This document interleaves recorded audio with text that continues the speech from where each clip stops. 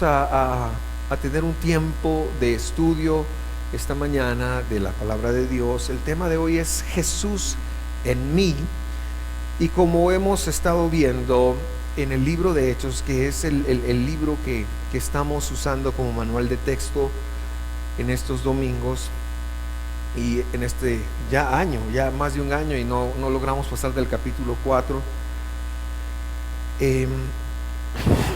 Perdone.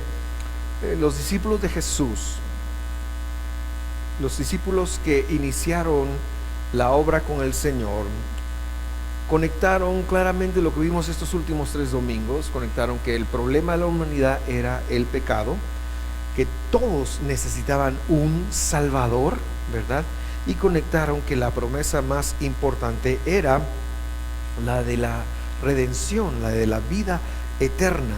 Ahora, esto era muy difícil en una sociedad del primer siglo que a ellos les tocaba vivir, porque en la sociedad del primer siglo no era la creencia popular.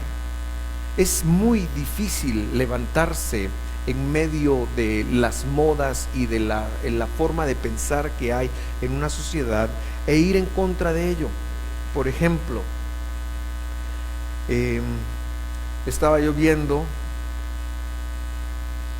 no que cayera agua, sino yo estaba mirando que parece ser que ahora hay 4 o 5 generaciones viviendo.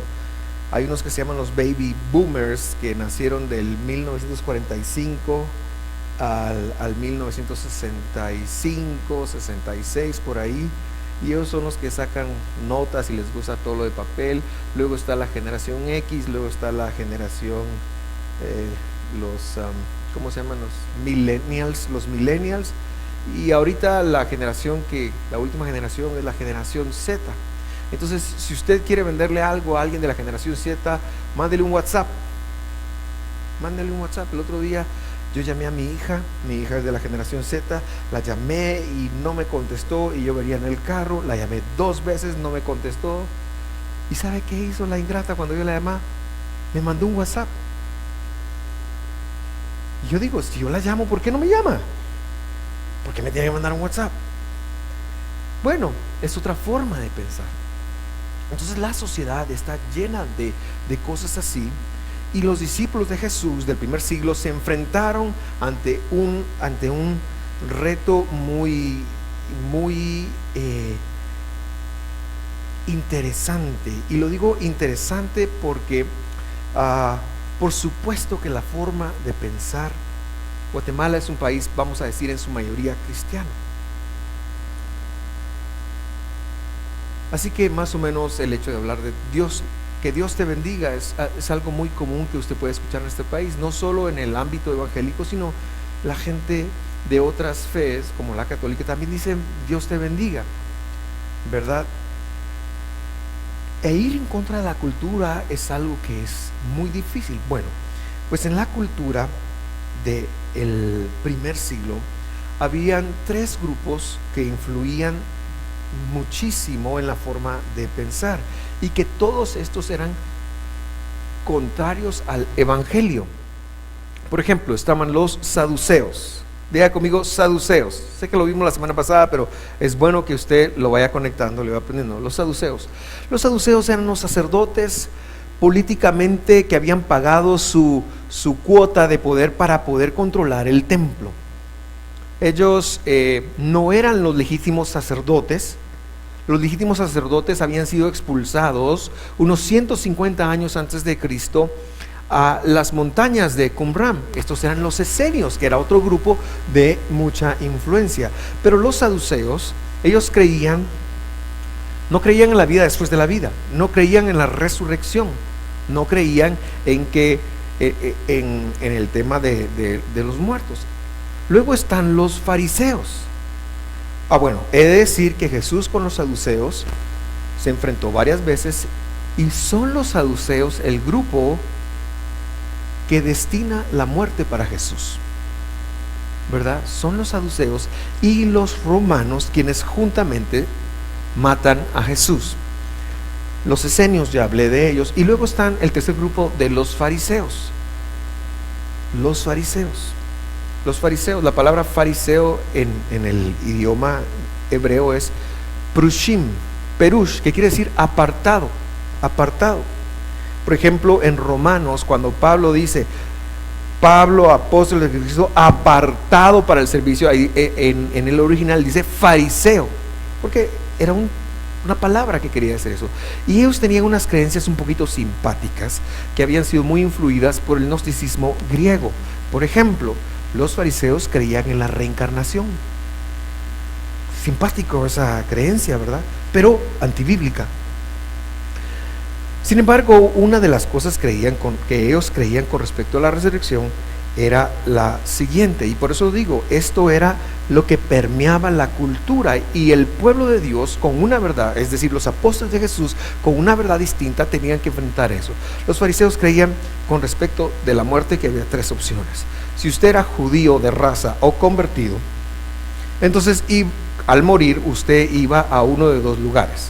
Si usted era buenazo, se iba al seno de Abraham. Al seno de Abraham. Por eso Jesús, cuando les da la parábola, él habla del seno de Abraham.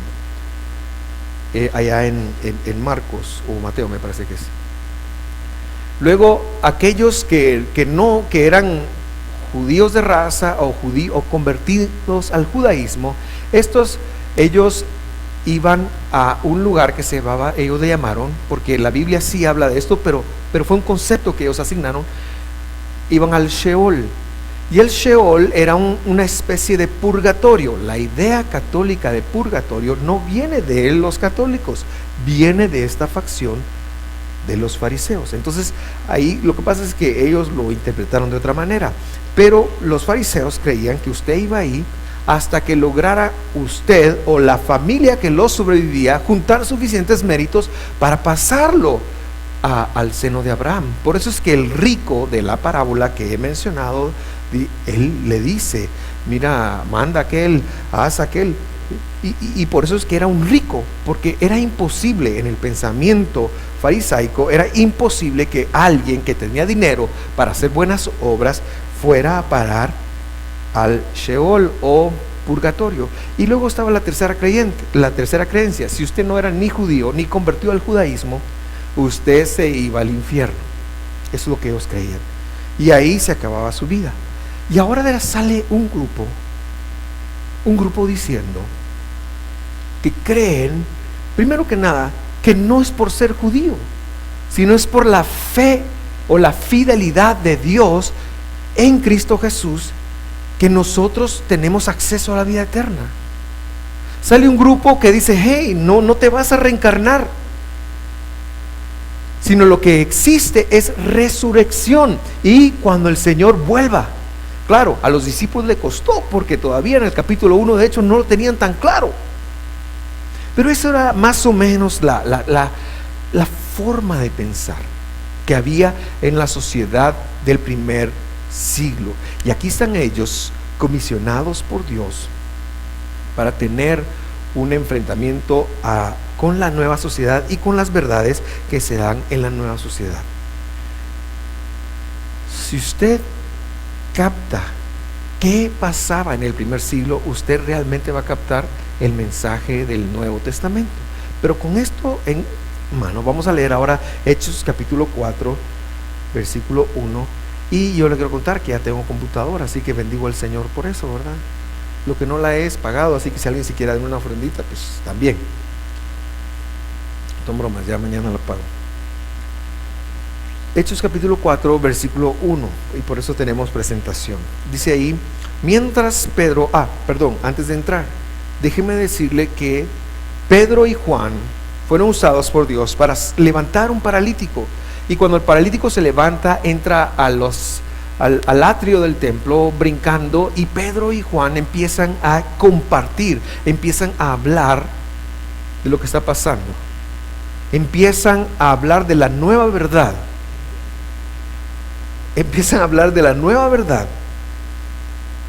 que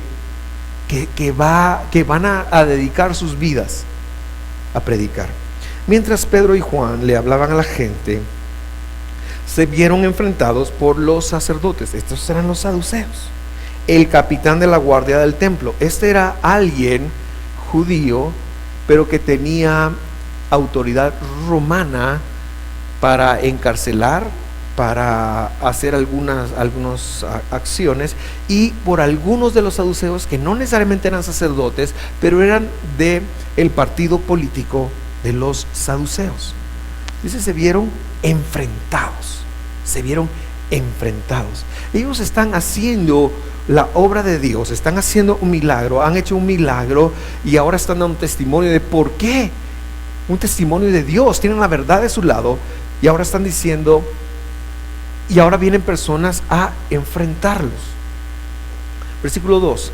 Estos líderes estaban sumamente molestos porque Pedro y Juan enseñaban a la gente que hay resurrección de los muertos por medio de Jesús, no reencarnación,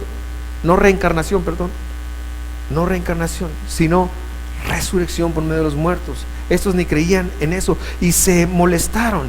Y es que cuando nosotros empezamos a servir a Dios, no deberíamos de pensar que todo se va a componer, que la gente nos va a aplaudir por servir a Dios, porque servir a Dios, tomar la palabra, produce una especie de persecución. Ya lo explicó Jesús en la parábola del sembrador, ¿verdad? Cuando hay persecución por causa de la palabra, dice. Así que servir a Dios no nos garantiza a nosotros que nos va a hacer. ¿Por qué Dios no hace eso? ¿Por qué Dios, si yo tengo su palabra, si yo soy su hijo, por qué no me exime de problemas? ¿Por qué no me quita todos los clavos? ¿Por qué no me quita todos los que me están oponiendo? No lo sé, pero entiendo que tiene que ver con mi bien. Es decir, yo tengo que, a pesar de toda la oposición, tengo que hacer la obra para la cual Él me escogió y me llamó. Versículo 3 dice, estos los arrestaron y como ya era de noche, los metieron en la cárcel hasta la mañana siguiente. Esperamos que nos vaya bien por servir a Dios, pero a esta gente no le fue bien por servir a Dios, por lo menos no en lo que se podía ver. Así que si usted sirve a Dios, no espere que le vaya humanamente todo bien, espere alguna oposición. Tiene que haber oposición. Si no hay oposición, ahí sí preocúpese. Entonces dice que los metieron. Ahora, ¿qué les molestaba tanto al grupo de los saduceos como para, pongámoslo ahora? Póngale que yo vengo y yo oro por Juanita y el Señor le da la vista. Ahorita está medio chocolate, igual que su servidor, pero ella tiene mucho más que yo. Y el Señor le da la vista y empieza a salir gritando y se va por toda la calle. ¡El Señor me salvó! Y yo empiezo a decir, ¿y por qué? Imagínese usted. Y luego vienen de algunos otros lugares, otras iglesias, otras fees, y me meten al bote a mí. Eso es lo que está pasando, eso es lo que está ocurriendo. No tiene sentido.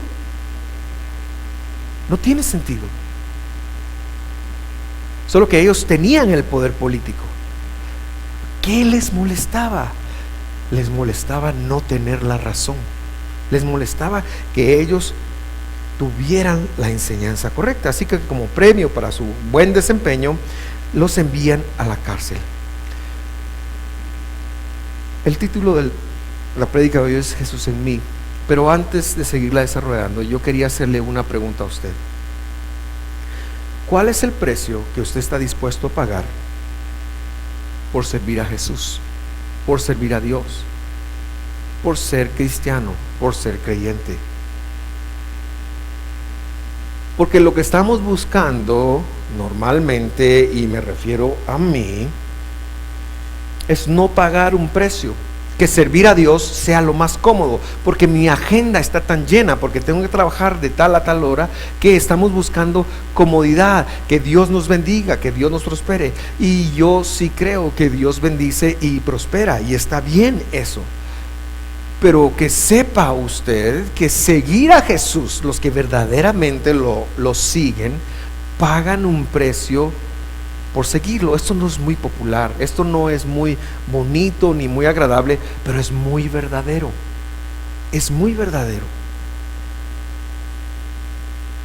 ¿Cómo pudo esta gente, sin las garantías de los derechos humanos de hoy, servir a Dios cuando su vida pendía de un hilo, cuando cualquier persona pudo haberlos matado aquí, cuando pudieron haber enfrentado cualquier cosa? ¿Cómo esta gente podía servir a Dios? Claro, hoy tenemos garantías distintas a las del primer siglo, hoy, y tenemos tantas ocupaciones, pero esta gente se dedicó a servir a Dios sin garantías, sabiendo que su vida corría peligro, sabiendo que podría tener problemas familiares, sabiendo que...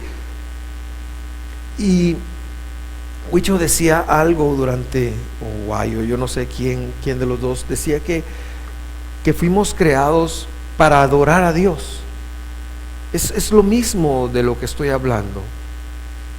Traemos un propósito, llegamos con un propósito.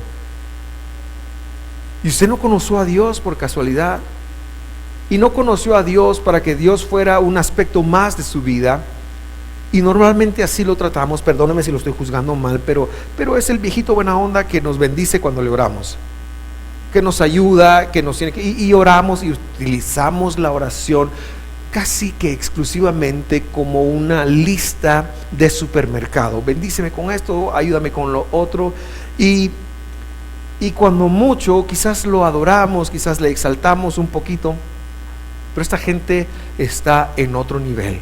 Esta gente está dispuesta verdaderamente a dar su vida. Ellos lograron cambiar su forma de ser. Y hay un versículo que me impresiona mucho, que Pablo escribe unos 17 años después de este evento, y está en el capítulo 2 de Gálatas capítulo 2, y vamos a leerlo, porque creo que definió al grupo y definió a Pablo. Y claro, usted ve a Pedro, a Pablo, usted ve a Juan, usted ve a las personas que podemos leer, pero yo quiero que sepa que detrás de ellos había gente como usted y como yo. Había gente que tenía que trabajar, había gente que tenía un trabajo de 6 a 10, había gente que tenía que ver qué hacía con su familia. ¿Sabe usted que en el primer siglo, es curioso, nosotros en el siglo XXI comemos 3 veces al día, algunos más?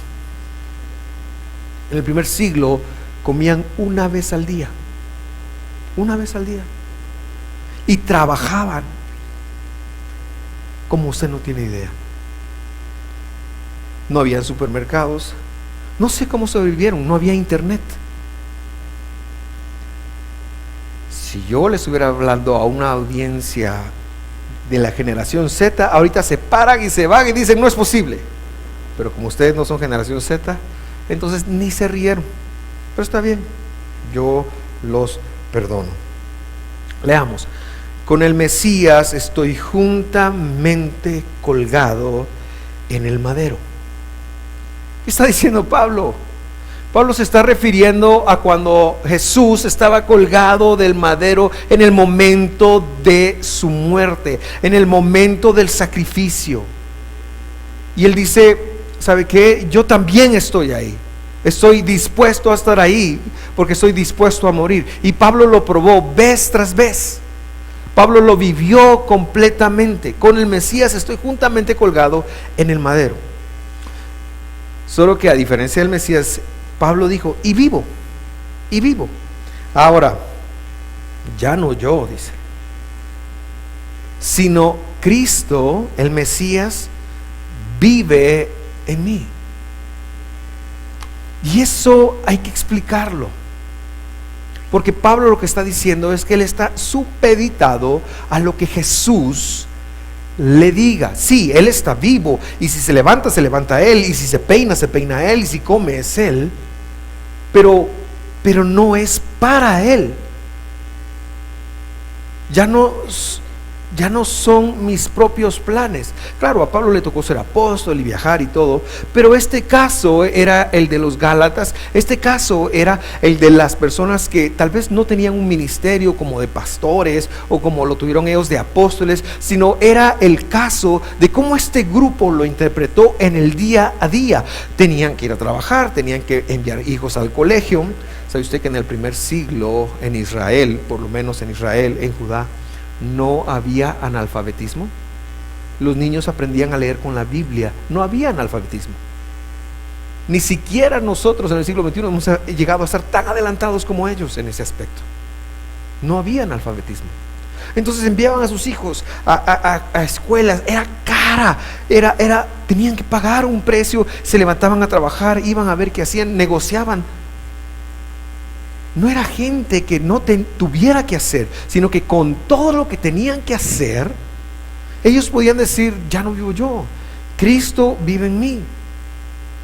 Y luego dice: y lo que ahora vivo en la carne, se refiere al día a día, se refiere a levantarse, a comer, a bañarse, a trapear, se refiere a viajar, se refiere a trabajar, a desplazarse, a todo lo que usted y yo hacemos. Y lo que ahora vivo en la carne, lo vivo por la fe del Hijo de Dios. Ahora eso hay que explicarlo. Lo vivo por la fidelidad.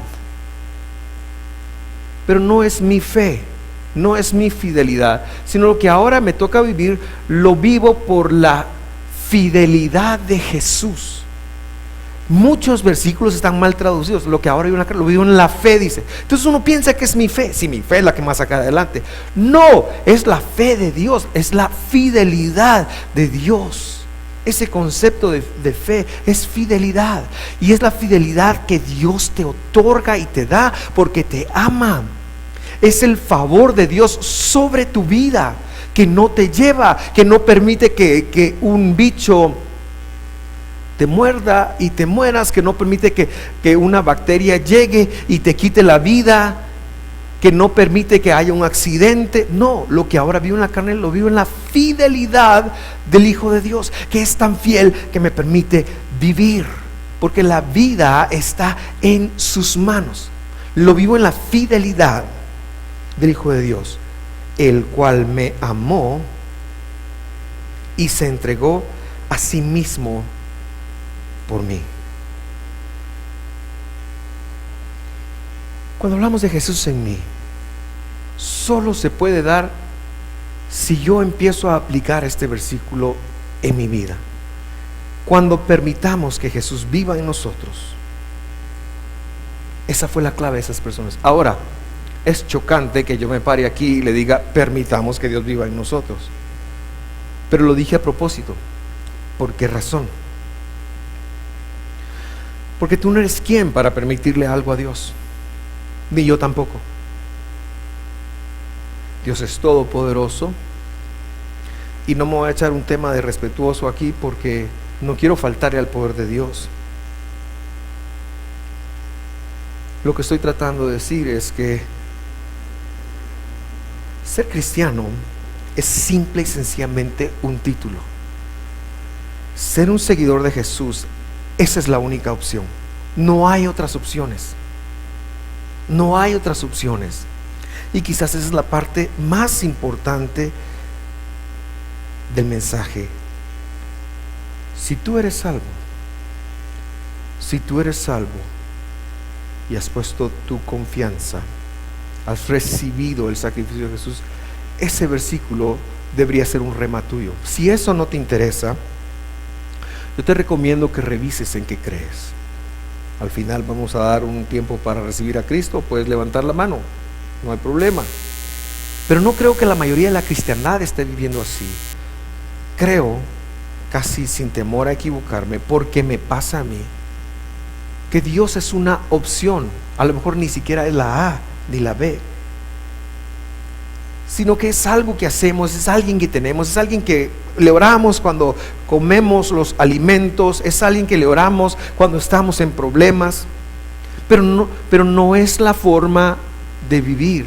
Lo que ahora vivo en la carne, lo vivo en la fidelidad. Él dejó de vivir para sí mismo, Por eso está diciendo que está crucificado, porque ya no vive para él, sino que Cristo vive en él y él está bien con eso. Por favor, si no les gusta la prédica, no me echen zancadilla. Tampoco traiga tomates. Creo que a veces tenemos a Dios en un lugar en donde, Señor, ¿y por qué no me ayudas? ¿Y por qué no me socorres? ¿Y por qué esto? ¿Y por qué me va mal? ¿Y por qué? Porque estamos bien vivos. Estamos bien vivos. Y lo que Pablo está diciendo aquí, lo que ahora vivo en la fidelidad, lo que vivo en la carne, lo vivo en la fidelidad del Hijo de Dios. Debemos de aprender a vivir. Debemos de aprender a vivir una nueva vida. Este grupo lo ejemplificó magistralmente. Ellos iban contra la cultura, ellos iban contra lo que estaba ocurriendo. Ellos ya no lograron verse como parte de la creencia que se tenía. Claro, tengo que aclarar, nunca dejaron de ser judíos, nunca. Sino que desde su religión, lo voy a llamar, ellos quisieron influir en su pueblo. Así que nunca es que hayan hecho una nueva religión o una nueva creencia o los hayan menospreciado, no, porque nunca dejaron de hacerlo. Pero decidieron que no iban a vivir más como vivían los demás, sino que iban a vivir como Jesús les había enseñado, como Jesús les había pedido y como Jesús les había demandado. Esto no es muy popular, pero si nosotros realmente queremos manejarnos en el poder de Dios, queremos manejarnos en una vida cristiana victoriosa, es la única opción. Es la única opción. No tenemos otra opción, porque la otra opción es tener a Dios como un recurso. Dios no es un recurso. Lo que Pablo está diciendo es que yo estoy crucificado con Jesús en el madero, porque tengo que morir a mí mismo, y que ya no vivo, sino que lo que ahora tengo que hacer, lo vivo por su fidelidad, lo vivo en su fidelidad, lo vivo en sus planes. Esto es un poquito difícil de aceptar, difícil de digerir, y yo sé que cuando nosotros salgamos acá, quizás lo olvidemos y no nos recordaremos de esto hasta el próximo domingo, o si bien me va a mí, ¿verdad? Sino que va a ser puede llegarse a convertir en una enseñanza más, porque la cosmovisión que tenemos del mundo es que lo tenemos como sectorizado en nuestra mente. Está lo espiritual y está el mundo real, está el orar y está el trabajar, está el esto y lo otro, cuando la Biblia no tiene un mensaje dividido. Lo espiritual, bíblicamente hablando, es tangible, se puede tocar. Por ejemplo, cuando Jesús resucitó, le dijo a Tomás, él tenía un cuerpo glorificado, un cuerpo espiritual, ya cuando resucitó, y le dijo, mete la mano. Y Tomás, no, como mete la mano. Hasta que lo hizo, lo tocaron. Pero inmediatamente que él lo toca, después de ese momento, Jesús se va de ahí y no atraviesa las puertas, sino que desaparece. Así que en la Biblia lo espiritual no es intangible. Los ángeles que vinieron con Abraham se echaron una quesuburguesa. Es que yo quería ponerle diminutivo y no me salen. Una quesuburguesita, ¿verdad? Y ellos eran tangibles, se podían tocar. Abraham les tocó los pies, se los lavó. Así que la Biblia no tiene esa connotación griega que nos han dicho que lo espiritual es bueno y lo físico es malo. No, es toda una misma cosa.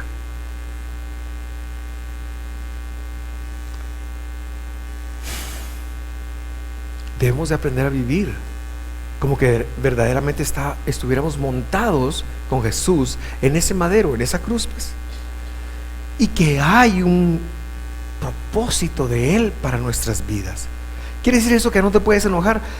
Uno se va a enojar, Pero quiere decir que después de haberte enojado tienes que venir con el Señor y decirle: perdóname, Señor, y aprender a enojarte menos, porque no se trata de pecar y orar para empatar. Eso es atarantar. Es pecar, fallar, arrepentir,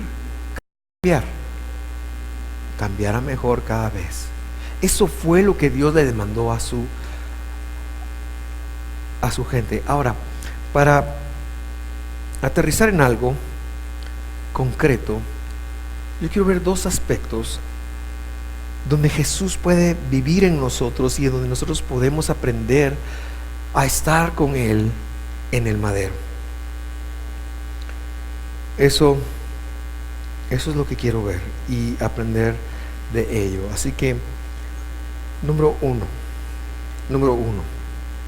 son solo dos, pero pienso que pude agrupar todos en dos. Número uno, la obediencia a su palabra. Quiero compartir con ustedes Juan capítulo 14 versículo 15. Dice de la siguiente manera: si ustedes me aman, guardarán mis mandamientos. Si ustedes me aman, guardarán mis mandamientos. Entonces, cualquiera puede decir: ¿cuáles mandamientos? Pues los de Jesús. ¿Cuáles son? Si usted cree que Dios es solo uno y que no hay un Dios del Antiguo Testamento y un Dios del Nuevo, se va a dar cuenta que está hablando de los mandamientos del Antiguo Testamento. Jesús. Si usted lo ve, no, que son otros, entonces usted tiene a dos dioses en su mente. Eso es herejía. Jesús es Dios. Jesús es Dios. Ahora, no lo quiero asustar por ahí, pero sucede que oímos, este es mi favorito, sobre todo se lo digo todos los días a mis hijas: honra a tu padre y a tu madre para que te vaya bien y seas de larga vida sobre la tierra. Y entonces hasta les explico: miren, muchachos, este es el primer mandamiento con promesa, me tienen que honrar. Así que yo les meto un cuentazo y cuando vean me quieren devolver el cuentazo, me tienen que honrar, les digo. Claro, ahí estoy bromeando, ¿verdad? No se preocupe, no hay abuso de niños en mi casa. Lo que sí hay es bullying hacia mí, porque todas son mujeres, se juntan todas y ya sabe usted. Me acuerdo de una canción, se la voy a cantar.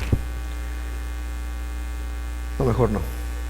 Ya soy rebelde porque el mundo me hizo así. Esa pensé que era buena en este momento, pero no se la voy a cantar. Entonces es muy fácil decir: honra a tu padre y a tu madre para que te vaya bien. Oh, calidad de vida y seas de larga vida. Largura de bendice ese mandamiento.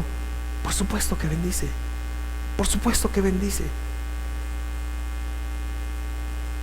Pero yo, cuando le hablo de Jesús en mí, no le estoy hablando de eso. No le estoy hablando de eso. Bendice ofrendar. Por supuesto que bendice. ¿Es un mandamiento? Sí. ¿Bendice diezmar? Sí, por supuesto. Pero yo no le estoy hablando de eso. Yo no le estoy hablando de eso. Si ustedes me aman, guardarán mis mandamientos. No guarde su palabra para ser bendecido. Es lo mismo de no tener gracia en la vida. Si usted piensa que para que Dios lo bendiga usted tiene que hacer mandamientos, le tengo malas noticias. No es así, porque ya Dios lo bendijo, aunque usted no practique sus mandamientos. Ya Dios le dio vida, ya Dios le da restauración. Eso es lo que creían los circuncidantes. Antes decían: si no se circuncida no es salvo. Hechos 15. Y Pablo dijo: Nel, muchachos, los tienen mal, y por eso escribió Gálatas. No, lo tienen mal. Eso es una herejía. Pero es lo mismo. La gente hoy piensa que tiene que hacer la palabra de Dios para que Dios lo bendiga. Le tengo una noticia rara: no es tan así, porque Dios lo bendice aunque usted quebrante su palabra. Prueba de ello es que está vivo y seguramente la quebrantamos muy a menudo.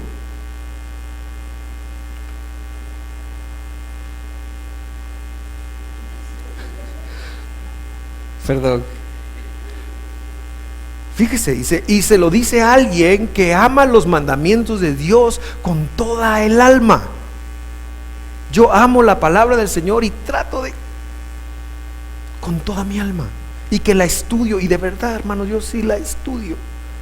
Este mensaje no me lo saqué de un librito, ni ninguno que usted haya oído.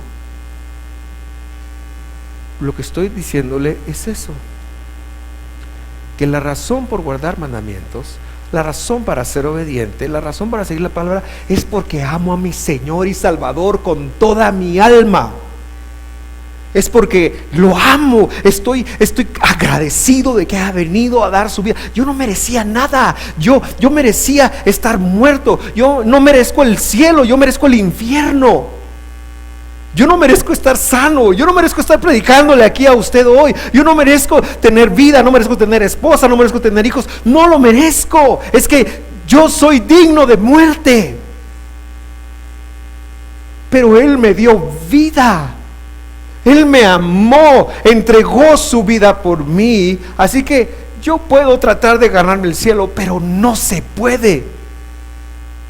Lo único que puedo es amarlo, devolverle ese amor. Él me salvó. ¿Para qué? Para que yo le responda con amor. ¿Cómo le demuestro mi amor? Si ustedes me aman, guardarán mis mandamientos. Así le demuestras amor a Dios.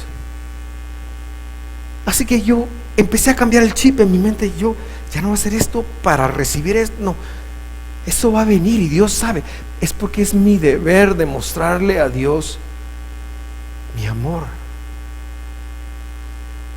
Y esa motivación se va a las cosas más pequeñas. Y cuando yo quiero mentarle la madre a mi mujer, me acuerdo de Dios, me acuerdo de sus mandamientos y lo quiero amar.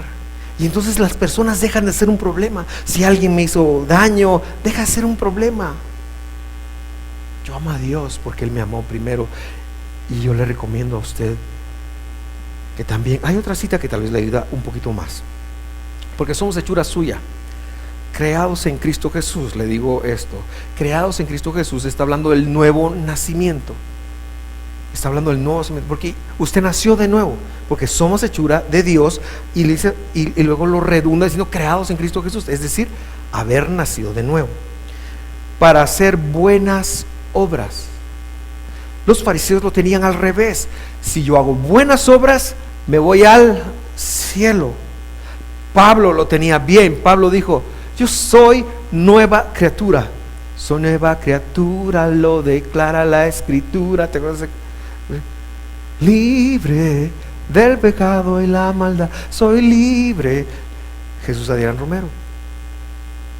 Soy nueva criatura. Y como soy nueva criatura, ya no puedo seguir haciendo las mismas tonteras del pasado. Ya no puedo seguir atado al pecado. Es que no puedo, porque Jesús está en mí, Jesús está en usted. Claro, vamos a fallar, por supuesto que vamos a fallar. Por eso Juan dijo: hijitos míos, estas cosas os escribo para que no pequéis, pero si alguno peca, abogado tenemos para con el Padre, a Jesucristo el justo. Y entonces aquí está diciendo Él, para buenas obras. Y no solo dice para buenas obras. ¿Cuáles son esas buenas obras? Las que Él preparó de antemano para que anduviéramos en ellas. ¿Qué es? Su palabra, sus mandamientos. El concepto de buenas obras y mandamientos en la Biblia es lo mismo. Así que no somos salvos por medio de hacer algo, porque ni siquiera recibir a Jesús en su corazón es mérito suyo ni mío, sino que Dios llamó. Hay gente a la que Dios llama y no escucha. Ni siquiera es mérito suyo haber dicho: sí, yo recibo. Mire, yo recibí a Jesús a los 6 años con una convicción. La maestra que me dijo, me habló del infierno y me aterrorizó ir al infierno. Y yo me miraba ardiendo eternamente en el infierno. Y esa idea de eternidad se me regó mucho en mi mente. Cuando era niño me asustaba porque yo pensaba, ¿y después de esto qué va a pasar? ¿Y después de esto qué va a pasar? Y cuando se veía, híjole, y la idea de no acabar.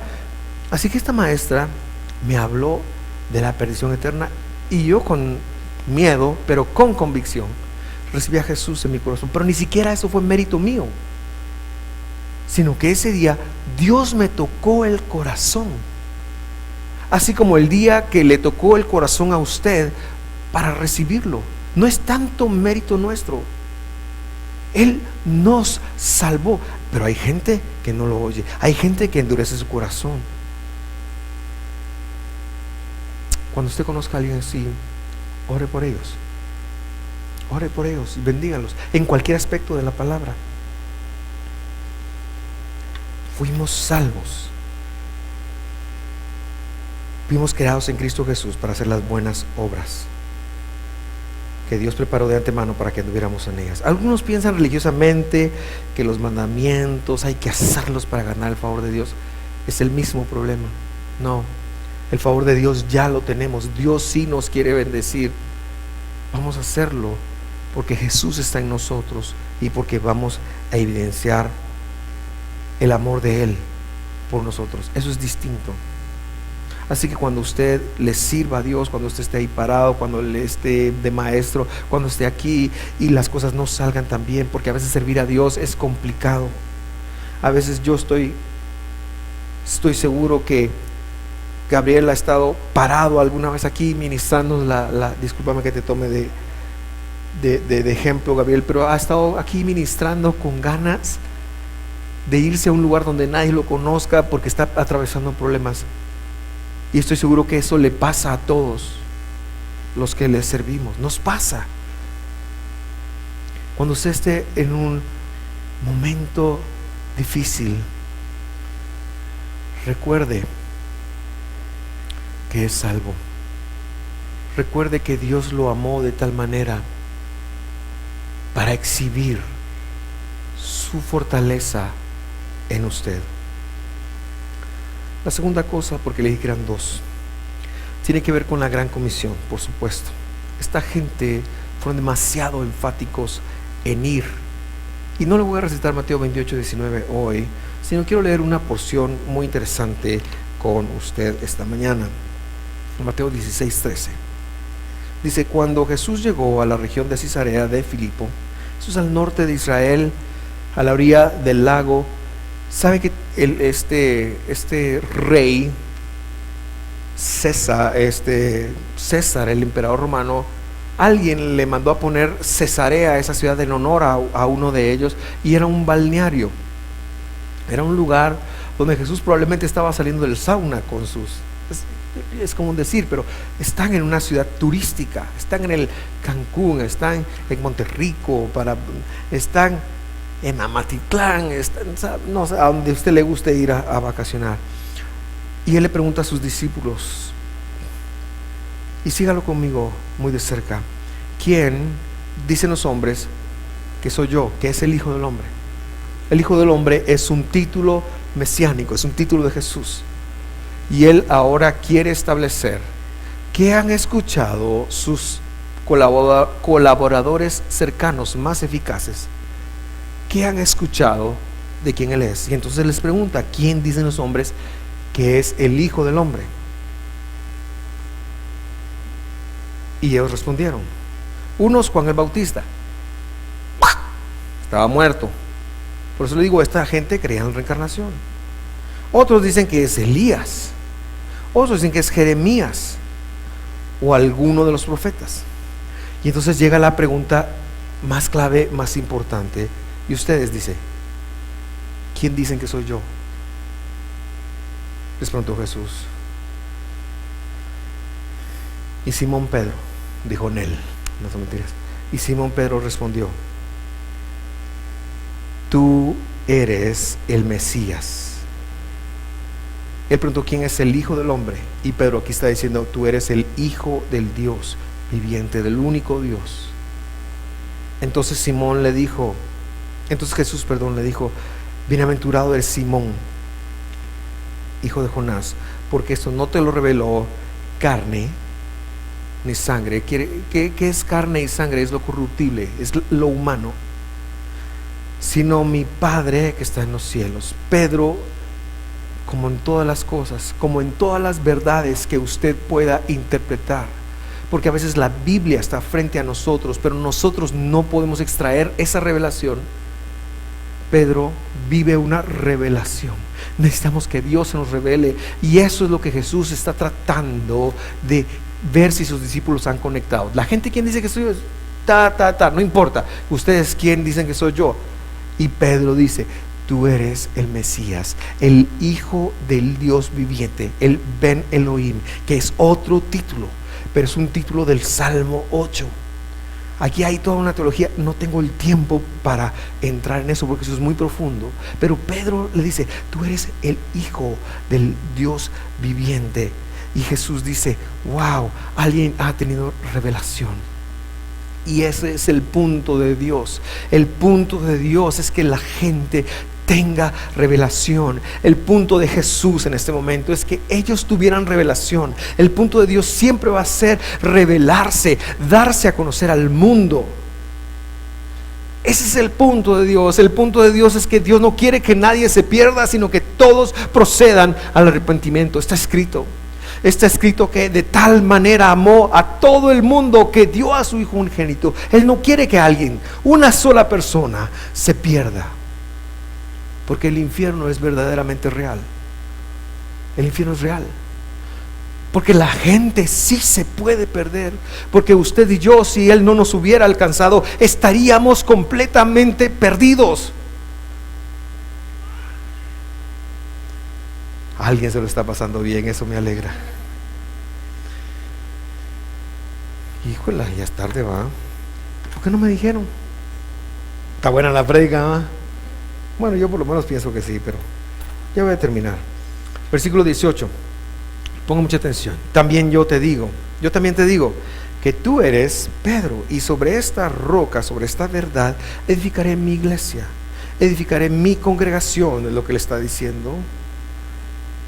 Edificaré mi grupo, edificaré lo que vine a hacer, un remanente. Edificaré mi remanente, mi iglesia, mi grupo. Y le dice: las puertas del Hades no prevalecerán contra ella. ¿Por qué le dice Jesús? ¿Por qué no le dice: sobre esta verdad edificaré mi iglesia, sobre esta roca edificaré mi iglesia, y serán lanzados a las naciones, y van a sanar, y se va a ir Buzz Lightyear con ustedes al infinito y más allá? ¿Por qué no le dice eso? ¿Por qué le dice: las puertas, yo voy a edificar un grupo que ha seguido edificando, un remanente que ha seguido edificando? Y dice: las puertas del Hades, del infierno, lo malo, lo negativo, no prevalecerán contra ella. Pero pareciera ser al revés. Pareciera ser que estamos tan escondidos y estamos tan vulnerables que el infierno se quiere venir a meter acá y nosotros tenemos miedo. Pero la idea original de Jesús es que el infierno fuera vulnerable a su grupo, que el infierno cayera delante de su grupo, que su grupo triunfara sobre el infierno. Las puertas del Hades no prevalecerán. Es una palabra de conquista, es una palabra donde Jesús le está diciendo a su grupo: lo que yo quiero que ustedes hagan es que vayan al infierno, quebranten el infierno, quebranten la enfermedad, quebranten el mal, la tristeza, la pobreza, la miseria, quebranten. Yo estoy con ustedes. Yo los voy a empoderar, como vamos a ver en unos minutos. Esa es la intención de Dios. Esa es la intención de Él. Las puertas. Y luego dice el versículo 19: yo te daré las llaves. Las llaves representan autoridad. Y lo que ates, eso quiere decir permitir. Lo que permitas en la tierra será permitido en los cielos. Es un espejo, una autoridad que Él dio, pero que la acción empieza aquí. Y lo que desates en la tierra, lo que prohíbas en la tierra, eso quiere decir desatar, será prohibido en los cielos. Entonces ordenó a los discípulos que a nadie dijeran que Él es el Cristo. Yo espero que esté claro que Jesús a sus seguidores les dijo que tenían que ir al infierno, tenían que ir al Hades, al infierno que viven las personas, a la miseria que viven las personas, a la tristeza que viven las personas, a la depresión que viven las personas, a lo negativo que viven las personas, y que eso iba a caer delante de ese grupo, y para eso le dio llaves, les dio autoridad. Y luego dice, entonces ordenó a los discípulos que nadie dijera que Él era el Cristo. ¿Qué chiste tiene eso? Ya ustedes son los que van a ir, pero no le pueden decir a nadie. Y bueno, la respuesta es muy simple, y es que los saduceos, el mismo grupo de Hechos, oían la palabra Cristo, oían la palabra Mashiach, Mesías, agarraban a los romanos, lo tiraban encima y los mataban. Y Jesús todavía no tenía planes de morir, todavía tenía que hacer algunas cosas. Pero el punto es que una vez que Él murió, Él le dijo a sus discípulos lo opuesto de eso. El punto es, entonces ordenó a los discípulos que a todos dijeran que Él es el Cristo, después de haber muerto. Hermanos, dos cosas: si vamos a Dios por amor, cumplamos su palabra por amor, y vamos a anunciar al Cristo. Te toca anunciar al Cristo, me toca anunciar al Cristo, nos toca anunciar al Cristo, a Jesús, al Mesías. Nos toca. Jesús en mí. ¿Por qué ellos lo hicieron? Porque tenían a Jesús dentro de ellos. Con Cristo estoy juntamente crucificado. Te toca anunciar al Cristo. Y sabes qué, ni siquiera tienes que dejar lo que estás haciendo, ni siquiera tienes que dejar de trabajar y irte a las misiones, irte al África, irte al Triángulo Isil. Y si Dios te llama, fantástico. Pero ese no es el mensaje. El mensaje es que donde tú estás rodeado o rodeada del infierno. Donde tú estás rodeado o rodeada del infierno. Y esa gente necesita saber que el único que puede acabar con el infierno, que es sus vidas, se llama Jesús, el Rey de Reyes, el Señor de Señores. Si Dios no les toca nunca lo van a recibir, porque Él es el que toca los corazones. Pero tu papel y mi papel es dar testimonio de Él. Tu papel y mi papel es llenar esta sala con gente que necesita escuchar estas verdades. Tu papel y mi papel es dejar de estar tan pensativos solo en lo que hoy estamos viviendo, estamos pasando, lo que nos estamos pagando, lo que esto, y empezar a compartir la fidelidad de Dios con otras personas. Eso es Cristo en mí, eso es Jesús en mí. Y yo quiero retarte esta mañana. Tú puedes tener un cristianismo light. ¿Cuál es un cristianismo light? Todo lo que no sea Gálatas 2:20. Ese es un cristianismo light, ¿verdad? Estar segmentado en tu mente no.